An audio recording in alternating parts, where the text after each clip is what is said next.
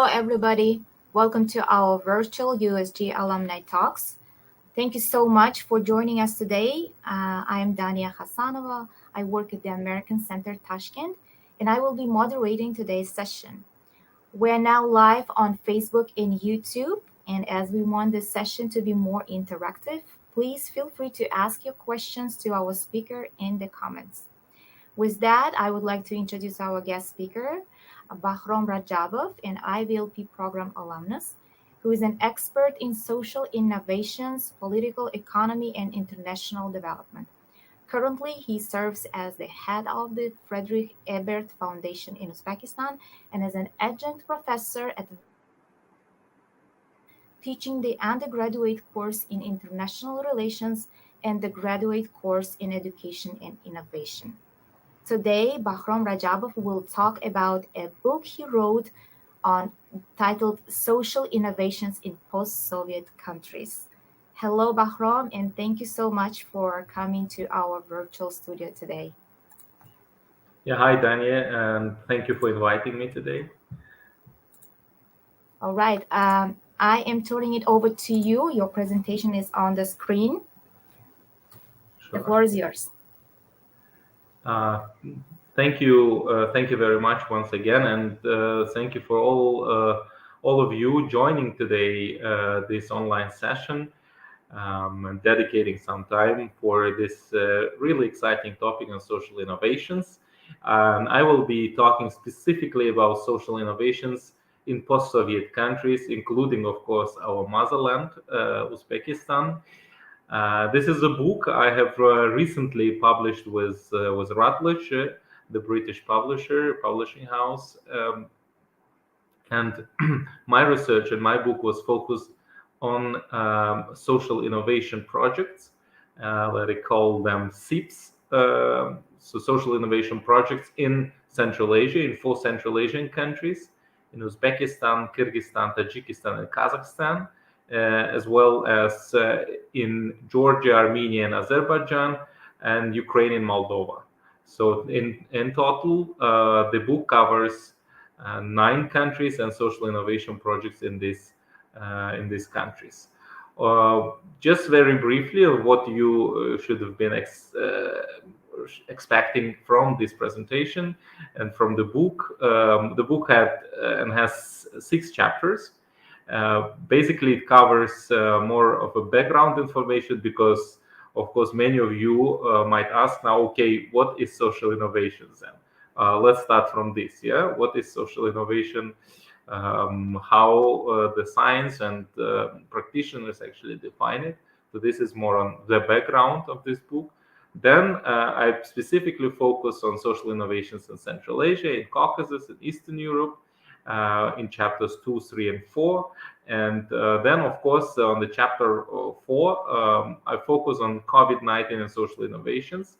This is a very specific chapter on how we in our countries, in these 9 countries, actually dealt with social, or through social innovations with COVID-19 outbreak.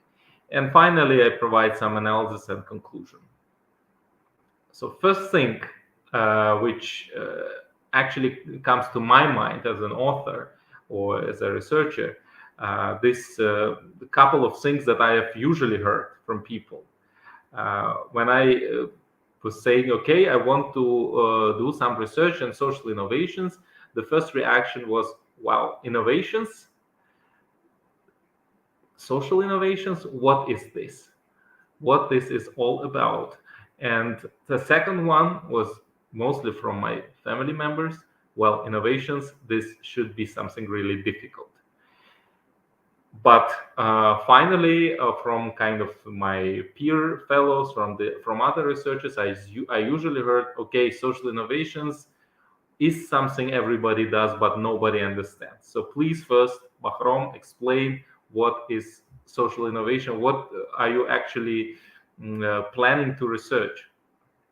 And this is true. This is all these 3 statements are true to some extent, except the one that social innovation is difficult. and innovation is difficult. Usually it's not. But based on these questions, perceptions, some ideas around me, I had the goal, and I tried to formulate the goal very in a very simple way.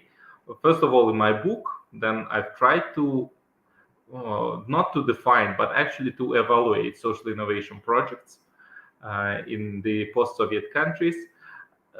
The reason why I was not planning to define social innovation is just because many scholars try to do this, and you can find a lot of very different and sometimes very similar definitions of social innovations, but no kind of a single definition of what is social innovation. And this, in fact, first theoretical problem for any researcher.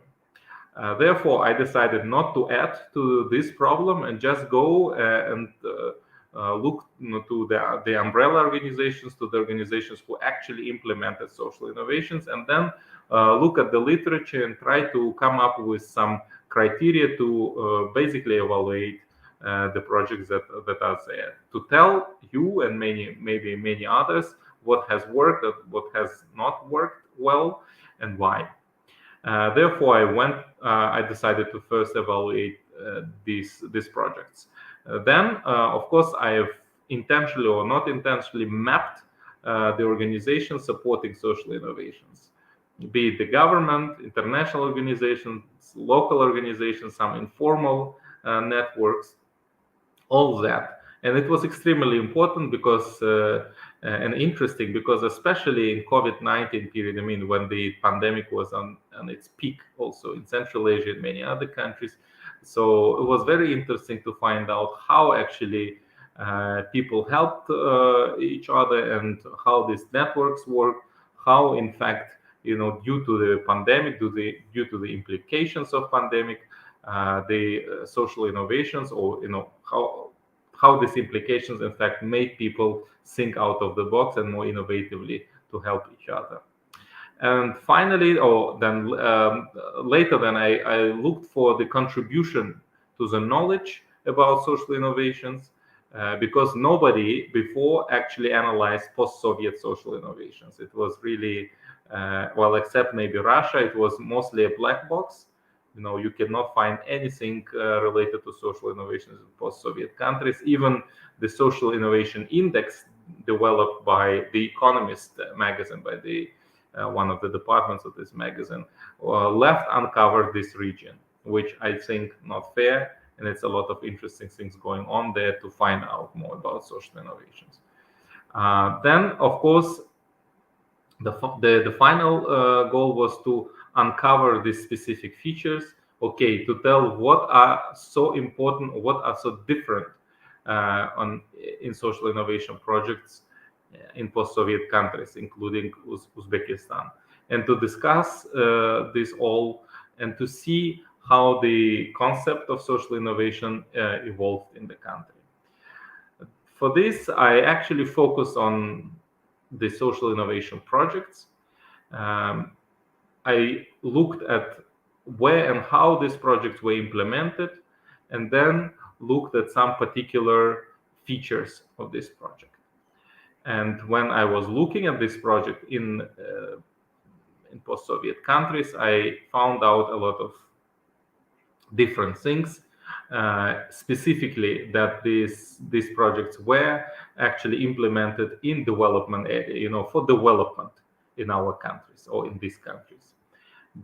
Well, but I also found out, and I mean, this was part of my argument here, that to win government cooperation and support, usually international donors, they purposely framed development projects as social innovation projects. This is basically was someone called them a buzzword, like let's do some innovations. But in fact, the international donors tried to use this social innovation concept to frame their development work, kind of to run these development projects differently than they used to. Developmental type of social innovations, it was particular feature of social innovations in post-Soviet countries. Why? just because I've said that donors were trying to frame these social innovations in a particular developmental way. Then usually how it works with social innovations, well, called or labeled as such only after they're completed. But it worked differently in post-Soviet countries because many of the projects were called social innovations, but by donors, by governments, by organizations, even before they become social innovations. And in a while, you will understand what I mean by saying they become social innovations. Because to become social innovation, real social innovation, a systemic social change should happen in the society. Of course, I think you understand, to implement any systemic, good, positive change in the society, a lot of things should happen before that. I will tell you in a while what exactly. So it was vital also for the government and for local leaders or policy entrepreneurs, I call them, to advance the social innovation projects. And of course, many actors were involved. You will see the table soon of how many organizations were involved to run social innovation projects. Of course, any organization, since the definition of this concept is still not clear, they put a lot of their own understanding of what is social innovations. Then, of course, whatever you do can be a social innovation, right? But it doesn't work like that. So by just adding their own definitions, they made the concept of social innovation kind of used loosely and using it potency. On some methodology, which I think I can skip, but just briefly tell you that I was really critically reviewing the scholarly literature first on social innovations. There are a lot of different theories there. Why? Because I wanted to come up with some criteria, okay, to measure what is this, what I'm trying to define, what I'm trying to research. Out of that, many theories, I selected, of course, one, which was social practice theory. And by this theory, I mean that social innovation is something, is a kind of a new practice that changes the existing practice that was not efficient before. So this change over time happens locally, but then it can be scaled up and lead to a systemic change. I also applied human development theory. Why? Because again, we were talking about development a lot in post-Soviet countries. So a lot of organizations and governments use social innovations for development purposes, to make a difference in my life, And this is interesting. How? Of course, then I need to identify the criteria of social innovations, and those were as follows. You can see here on the graph. You see the 8 criteria that I came up for my research on social innovations. First of all, social innovation should be something new in a certain context, not entirely new, because what is new for Uzbekistan could be absolutely not new for Germany or for the US, So social innovation should be contextually new. Then they should be people-centered, meaning that social innovations is not something that any organization or even a government wants to implement. Social innovations are coming from the grassroots level, meaning from people, from you and me, because the common perception is that, well, if you want to innovate socially, then you should look or focus on those who experience problems. So if people experience problems, they should tell you what to do. And this is a people-centered approach. Then networking and collaboration. This is a common kind of misinterpretation in many post-Soviet countries that, if we talk about social innovation, this is something run by the third sector, by civil society, by NGOs. But this is not true. And this is not correct. Because social innovation is something that cross-cuts many different sectors. It involves also private sector, business. government, public sector, civil sector, many individuals, informal networks, a lot. So social innovation is about networking and collaboration. You have probably heard a lot on, such term as ecosystem in the business, for entrepreneurs, for innovators. Now Uzbekistan is kind of in this transition, in this period of, everybody wants to implement innovations. We think about innovations. We have a ministry on innovational development and so on. And many people, many actors, many organizations speak about, yeah, we should create a good ecosystem for innovations. And the ecosystem is created by networking, by collaboration, and by many other things as well, but primarily through the networking and collaboration. Localness is another feature or another criteria. And here I mean that every innovation starts locally. To some extent, it could be kind of an obvious thing, it's kind of an anecdotal truth for many of you, maybe. But in fact, it's not. And there are a lot of examples in the world where the government, for example, in Turkey or in China, they want or they start running innovations by just saying that they see some areas in social, in economic, and employment, in some education, healthcare, in any sector, and they run it from the bottom, not from the bottom, from the up to the bottom, meaning they're already making it big. They have a big governmental programs, strategic plans, and so on. But in fact, social innovations is something, as I told you when I was discussing the people-centeredness, is coming from the grassroots level. It's local. Then it can be scaled up if it's successful. Use of technologies, and this is another feature. And here, use of technology is about IT, of course. And here I should emphasize that social innovations is not always something techy. No, not at all. Can be any project, and this could be a social innovation without even having any tech or IT component.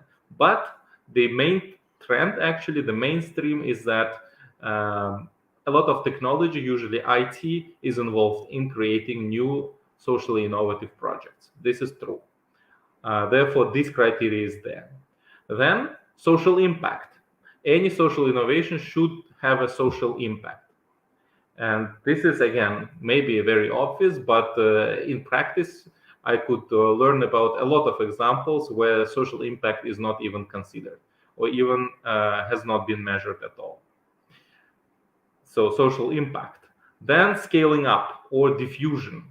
This is basically when you have a very good prototype, when it was created in all that technology, people-centered in all ways.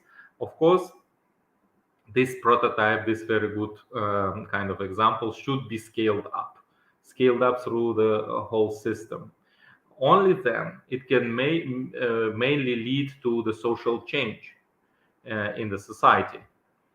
And this is something also required for social innovation. So social change is the end goal and the criteria number 8.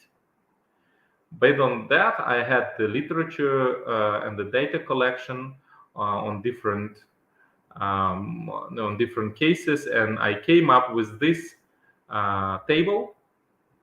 And you can see here, at least in Moldova, Ukraine, Armenia, Azerbaijan, Georgia, Tajikistan, Uzbekistan, Kazakhstan, and Kyrgyzstan, you can see, and those are only the umbrella organizations, so-called some projects and even collaborations between international donors or international civil society organizations, government, local civil society organizations, even academic institutions, as in case of Kyrgyzstan, running social innovation projects. And those are only like all around 20 umbrella organizations. You can only imagine, or I can only imagine, how many other local actors are involved in running social innovations. On some findings here, maybe just to to avoid some boring stuff for you to consume here. On newness, Newness, and this was kind of considered for this research, this approach of newness, new actions or new in social context that I've just explained. This is something I was looking for in my research and for my book. So of course, SIPs, and this is social innovation projects, were contextually new, sometimes lacking newness of social practice. This was a very common thing in Central Asian countries, because again, I think many organizations made a mistake. They were running social innovations only in civic sector without seeking for any collaboration with other sectors. And of course, what usually happened, many, for example, in Kazakhstan, I've received this, or I had this feedback from the donors that many local non-governmental organizations, they're still very much lacking these tools of social innovation. They're basically offering projects that are not innovative at all. People-centeredness. Again, as I've explained, this should be inclusive and something, the problem coming from the people, not vice versa, not from the donor, not from the government. And here, social innovation projects are usually not always human-centered or user-driven, meaning, as I've just explained in case of Turkey and China, the same was true for some other countries in the region. Ideas were coming from the top, not from the bottom. Top-down approach from the government, from the donors, usually failed to work, unfortunately. There were quite interesting ideas, but it is not something coming from the people. It's usually not sustainable. And this is, by the way, a problem of many donors. They're running a lot of projects that are not sustainable. Network and collaboration. This was something that, again, was a finding here. I found a strong manifestation of collaboration across multiple stakeholders, NGOs, other grassroots level, but lower on the side of government collaboration, because not all governments were really supportive in terms of supporting social innovations. Many local governments also saw social innovations as additional burden. They don't really see any point to support social innovations and to change their practices, be it locally or nationally. Localness. Social innovation projects were launched locally, of course aimed at specific domain. Usually it should be problem or aimed at the problems in local governance, in social services, in healthcare, sport, local communities. It could be anything, and aimed locally. Usually people were caring about issues they kind of encounter every day. Of course, they want to solve these issues first. Use of technologies. It was really prevailing trend of ICT and use of ICT across all post-Soviet countries. At some point, back in 2012, 2014, I could find that in Uzbekistan, many projects supported, many social innovation projects supported in Uzbekistan were not very much involving technology. But over time, this has changed, of course, even in Uzbekistan. So it was a prevailing trend on ICT. It was really then problematic to measure social impact. Many organizations, they just even have not thought of measuring social impact they're trying to do with these projects. Usually they don't have proper instruments to measure social impact. Usually their measurement is really very primitive, saying, okay, when I ask them, okay, how you measure the social impact from the project, they say, look, here we have this status quo. Over time, after the project was implemented, we now have that. That's it. So nothing else. Scaling up, it was really hard to scale up social innovation projects in many countries, with some exceptions. Though it was either low or medium manifestation across the post-Soviet countries. It was a direct correlation with the government collaboration, meaning without the government support, usually unfortunately, a lot of social innovation projects fail, because they were missing, lacking actually sustainability. And this is not only about money. This is not only about financing these projects. No, It's also about some institutional changes that government and only government can make. And finally, social change. It was really slow process of integration into the or into the culture of the society. It was really difficult to make social change, and here I give you some hint. Institutional, economic, legal, and even cultural and societal changes should happen. Of course, this requires time, but at least at that point we can see if there any prevailing trend or pattern that helps us today say that over time some social innovation projects can make this positive change in the society. Unfortunately, I mean, based on this measurement, not always this is the case, or this could happen over time. As I told, social innovation evolved in post-Soviet context. It was very different from what you have in Europe, or Latin America, or Southeast Asia. In post-Soviet countries, many social innovations were something that can be worked towards. Basically, many organizations and donors labeled social innovations as social innovation without even thinking if they are. Then the projects or social innovation projects were very, very much developmental. A lot of donors like UNICEF, UNDP, USAID, many others, plus government were involved in running the social innovation projects. And of course, since a lot of donors are there and there's no clear definition of what is social innovation, then it was a danger of basically diluting this social innovation concept, or kind of intermixing it with many other terms, like, for example, civic technology in Ukraine, or some civic engagement of volunteerism in some cases, some social projects, etc., etc., etc. Those were basically the key findings here. First of all, clearly it's a lack of newness of social practices. It's the networking collaboration is a problem sometimes, especially on collaborating with government and civil society organizations, or between them. Social innovation impact is not always measurable.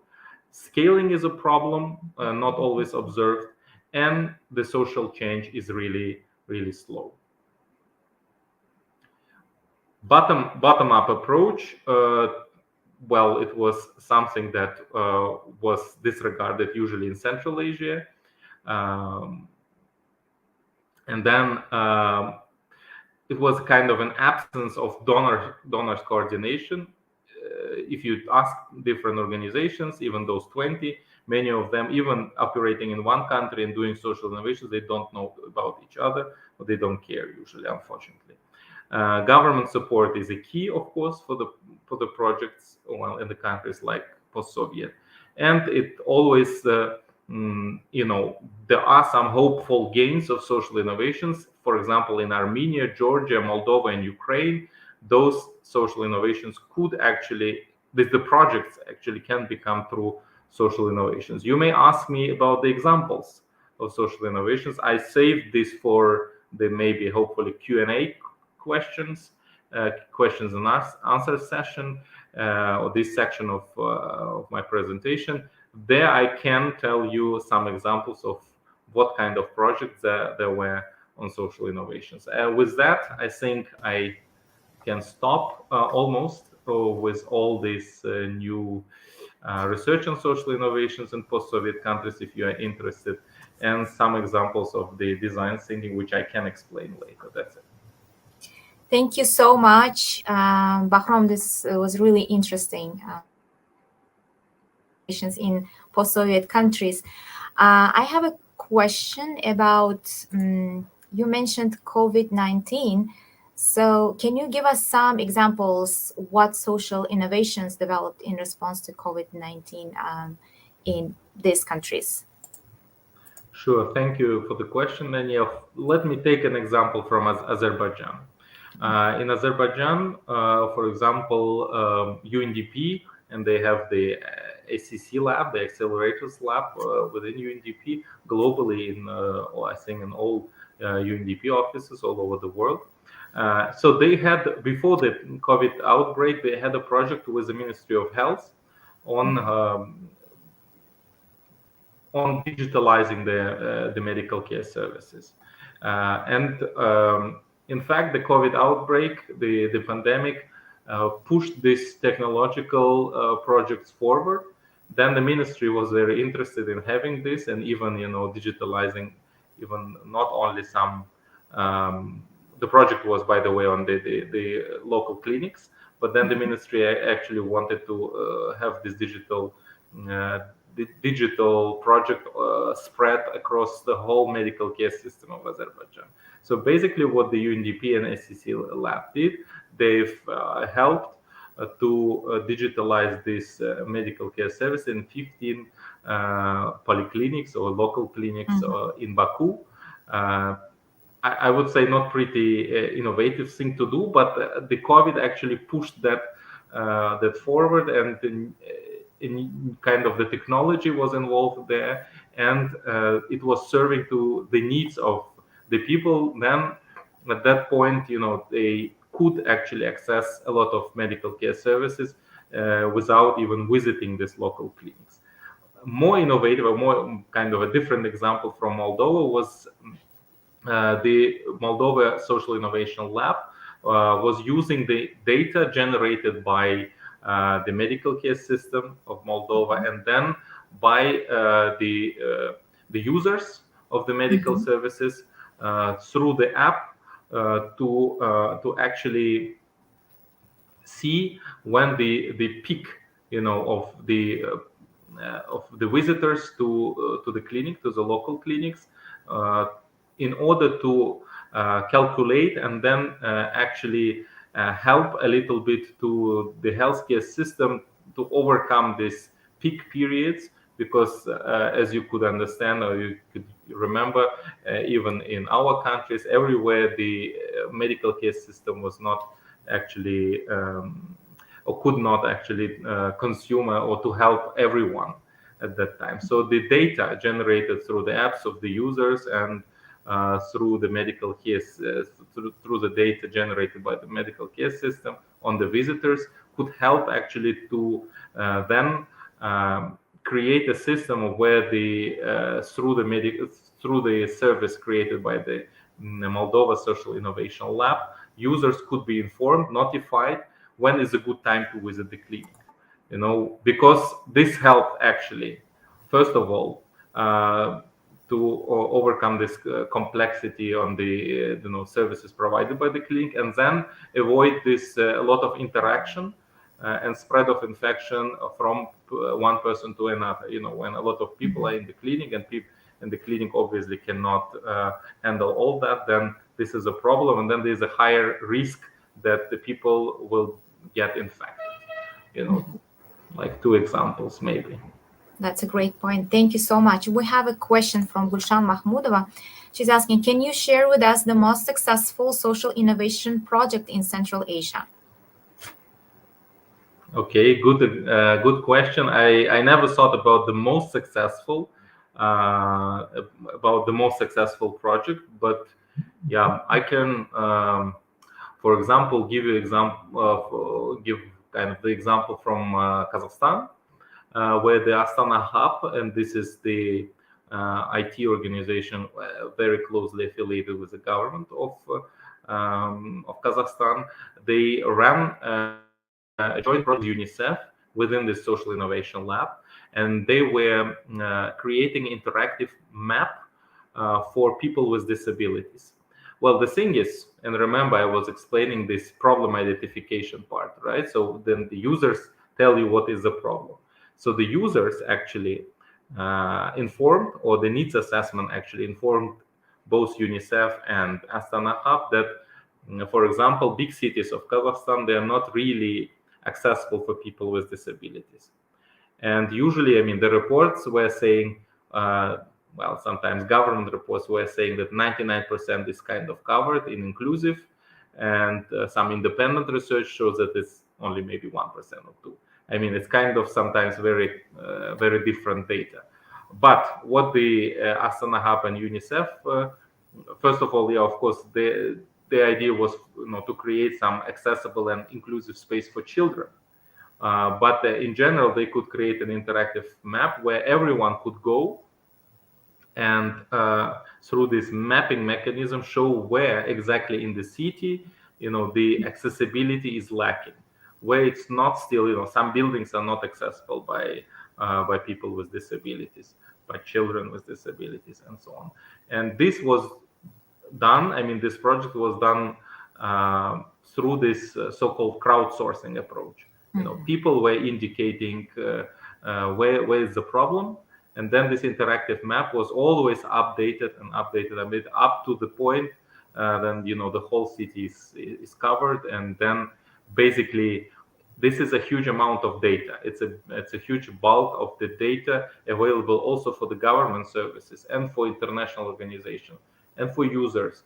I mean, users could use this information to see where the space is accessible if the person has a disability. The government could actually design services, I mean, by seeing where they is not accessible yet, then to intervene and to make this space more accessible. And the donors could actually do something about this, and in fact then monitor also the situation. So it's one example of a good maybe project where you see the collaboration of different actors actually help to solve or helping to solve the problem. That's a great example. Thank you. In which areas or fields we can see the more new ideas, social innovations? Can you share with us, please? Sure. If in general, social innovations could be everywhere. This is, I mean, in any sector. I mentioned this in my presentation. You could actually encounter social innovations, for example, for creating jobs, in employment sector or in healthcare, education, uh, governance, be it local governance or in general, the governance on making it more open, more transparent through very different technologies. It could be, for example, I give you one from the Ukraine, from the Lviv city, where the local government actually used the data to again make some forecasts, some predictions on the trafficking, on the streets, and report through this data to the citizens, to local inhabitants about the rush hours. Extremely useful sometimes, when you find out about these issues, and well, not only just sitting in the car that there is a rush hour somewhere, but you can actually find the way, and this helps you to also make your itinerary or your route to from point one to point B faster. Another thing could be a corruption. Again, from one of the post-Soviet countries, they've implemented the projects that could combat corruption. Again, through the crowdsourcing, people could go to different public institutions where they usually receive public services and report after having this experience. Report if, for instance, someone asked for a bribe there, and this was mapped all around, so the others could also see that. And in fact, if it's a transparent and open, I mean, it's not something good for the image of this public institution, right? So then the local governments are trying to do something about that. Another example was in Armenia with the three schools in Yerevan. The selection of the kids, and those who have kids, I mean, on preschool age, they would understand this example, understand me. I mean, there was not really transparent selection process to these three big, very prestigious schools, and only the heads of the schools, the principals, the directors, they knew, I mean, how many places are there available for kids. And of course, when it's not transparent, there's always room for corruption. What was done? The service was digitalized, basically. Then the parents could see if there is a space for the kid, if there is a space there, and they could actually enroll kids. I'm not saying here that all the directors were corrupt or are corrupt, but again, you try to solve this systemic problem of corruption, at least locally, through such things. And those projects usually called civic technologies. Mhm. Thank you. Can you tell us about obstacles that we can face as we see innovation, social innovation projects implemented? Okay, good question. Are those questions coming from the people listening to me? No, that's question. Those questions are from me.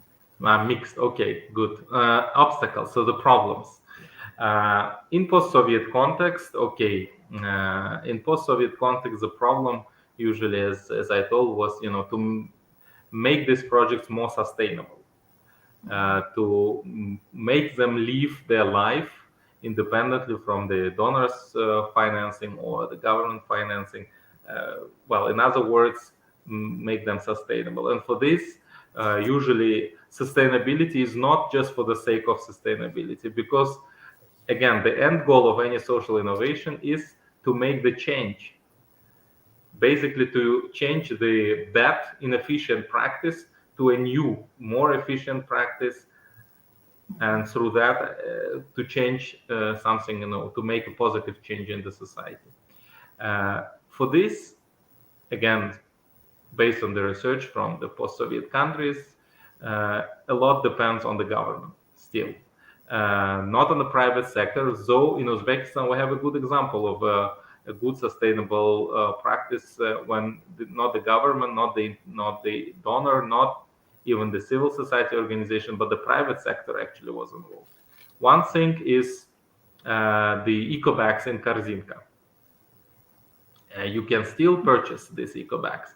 This was run, when back in 2012, 2014. It was a project when uh, this retail chain was connected to the social enterprise, where a lot of women from, we call them the vulnerable groups, women with no income, usually they used to work there and make, um, basically sew these eco bags and make profit out of selling these eco bags. Mhm.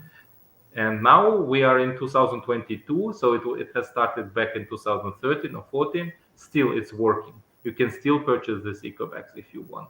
And this was due to this collaboration. This was due to this basically the will and support of this private sector, of this retail chain of Korzinka, basically to the social enterprise. I am not going now to explain the whole process because it was a little bit, it will take a lot of time. But the core idea is this collaboration happened. This project is sustainable. It's still there. I could even now go and see this eco bags there, and I know this is something generated back in 2013. Thank you for your answer. And I believe this will be my last question. How long did it take you to write the book, to do all this research and bring it to the publishing house? 3 years of my PhD plus 1 year of adding more and more countries, because writing a book was that I was submitting a proposal, and then I had two blind reviewers. I don't know these people, they don't know me. They reviewed my proposal and they offered to add more countries and to actually spread this. My PhD was about covering 3 countries and was about social innovations run by UNDP in local governments.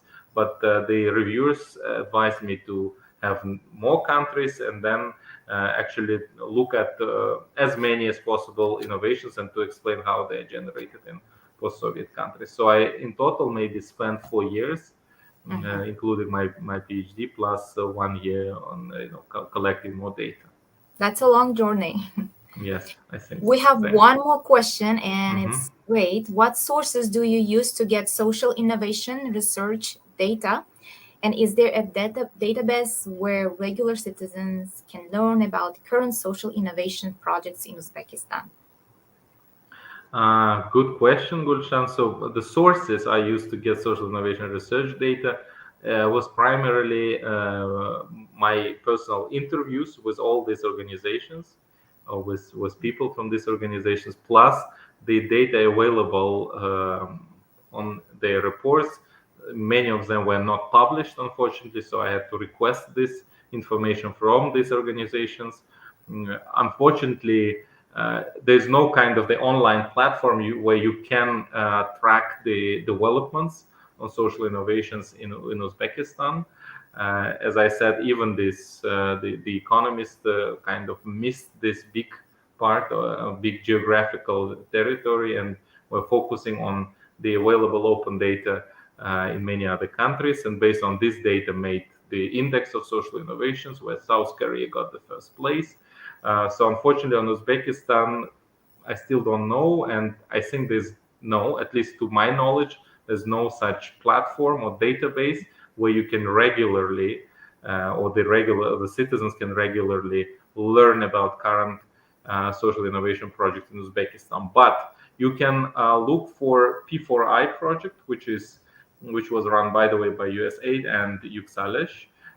Here they've been running, I think, 20 plus projects.